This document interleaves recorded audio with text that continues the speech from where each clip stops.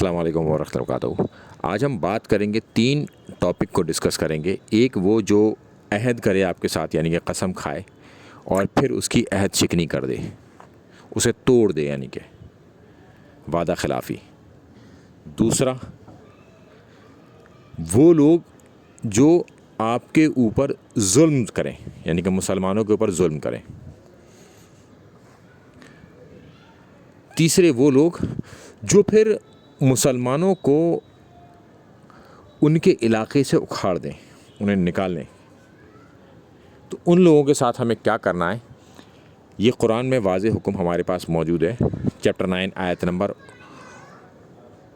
12، 13 اور 14 کے اندر۔ اب اس میں ہمارے خلاف کوئی بھی گروہ ہو، اس کے ساتھ ہمیں کیا کرنا ہے۔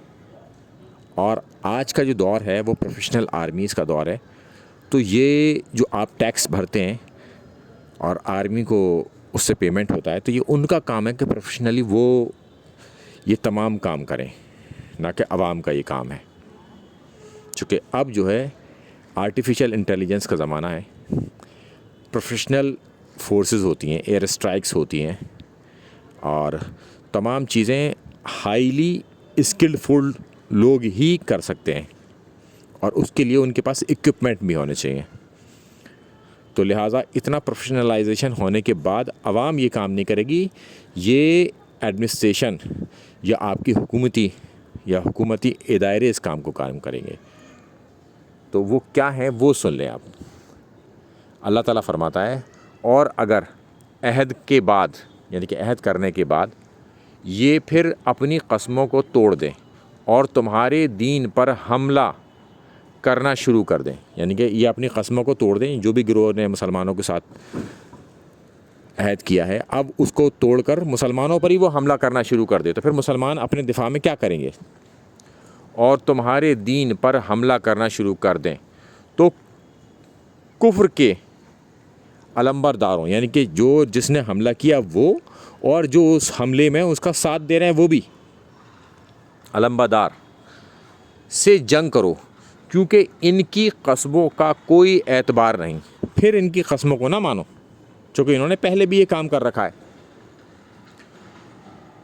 شاید کہ پھر وہ باز آ جائیں، اور ہو سکتا ہے کہ اس جنگ کے بعد وہ اپنی حرکتوں سے پھر جائیں۔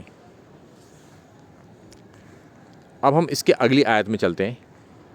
کیا تم نہ لڑو گے ایسے لوگوں سے جو اپنے عہد کو توڑ رہے ہیں اور جنہوں نے رسول کو ملک سے نکال دیا، یعنی کہ اللہ کے رسول صلی اللہ علیہ وسلم کو جو نکالا گیا نا، اس کانٹیکسٹ کو یہاں پر بیان کیا گیا، اور اس سے ہم یہ اخذ کریں گے کہ اگر مسلمانوں کو بھی کوئی ان کے ملک سے، ان کے علاقوں سے نکالے گا، اس پر بھی یہی حکم جاری ہوگا کہ نکال دینے کا قصد کیا تھا اور زیادتی بھی کری تھی، اور مسلمانوں کے ساتھ اگر اس معاملے میں زیادتی کرے گی نا، تب بھی ہمیں جنگ کرنی ہوگی۔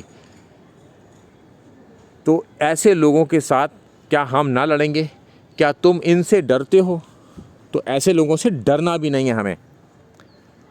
اگر تم مومن ہو تو اللہ سے اس کا زیادہ مستحق ہے کہ اس سے ڈرا جائے، تو اللہ سے ڈرو، ان مخالفین سے، ان کفار سے، یا کفار کے علمبردار سے جو ان کی مددگار ہیں، ان سے نہ ڈرو، اللہ سے ڈرو، اللہ کے عہد کو پورا کرو۔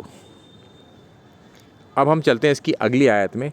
ان سے لڑو، اور ان سے لڑنے کا حکم ہے، اور اللہ تمہارے ہاتھوں سے ان کو زیر کر دے گا، یعنی کہ زیر کروا دے گا اللہ، اور انہیں دنیا میں ذلیل کرے گا، اور تمہارے مسلمانوں کے دلوں کو ٹھنڈا کر دے گا۔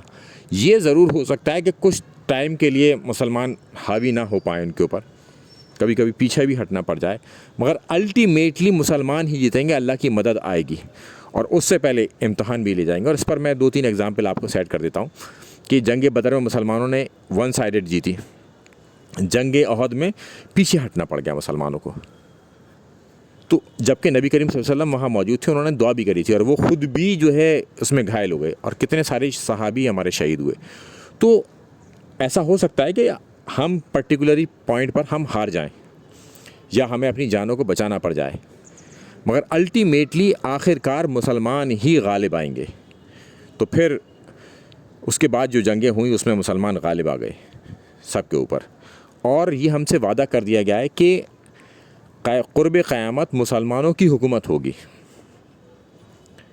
تو ہو سکتا ہے کہ تھوڑی دیر کے لیے ہم ہارے بھی، کبھی جیتے بھی، کبھی ہارے بھی، الٹیمیٹلی مسلمان ہی جیتیں گے، یہ طے ہے، اس کا ہم سے وعدہ کیا گیا ہے. تو اب آپ اس تینوں آیتوں کو کسی بھی کانٹیکسٹ میں رکھ کے دیکھ لیں، ہمیں کیا کرنا ہے. اور ٹیمپریری طور پر ہماری ہار ہو سکتی ہے، مگر اسٹریٹجی ہمیں بناتے رہنا ہے. اور اسٹریٹجی کیا ہوگی آج کے دور میں کہ ہمارے پاس بھی وہی اکوپمنٹ ہونے چاہیے، ہمارے پاس بھی اسی طریقے کی صلاحیتیں ہونی چاہیے جو ہمارے مخالفین کے پاس ہے، تبھی ہم ان کا مقابلہ کر پائیں گے، ورنہ ہم ہار جائیں گے. تو ہماری تیاری بھی اس میں پوری ہونی چاہیے. ایسا نہیں ہوگا کہ جو ہے ہماری تو زمین پہ فوجیں جا رہی ہیں اور دشمن جو ہے ہمارا جو ہے اوپر جو ہے ایئر اسٹرائکس کر رہا ہے، تو پھر ہم جیت نہیں پائیں گے اس حالت میں.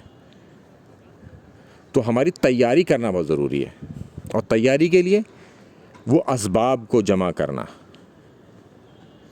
اور خود مختاری حاصل کرنا. ایسا نہیں کہ اسباب تو آپ نے دوسرے سے لے لیا، اب جو ہے آپ کے ٹائر پنچر ہو گیا تو اب آپ کو ان سے ٹائر چاہیے یا ان سے وہ ٹیوب چاہیے، آپ کوئی ریپیئر ہی نہیں کر پا رہے کیونکہ اکوپمنٹ تو ان سے ہی چاہیے، تو آپ کے وہ اکوپمنٹ بھی بیکار ہیں. السلام علیکم ورحمۃ اللہ وبرکاتہ.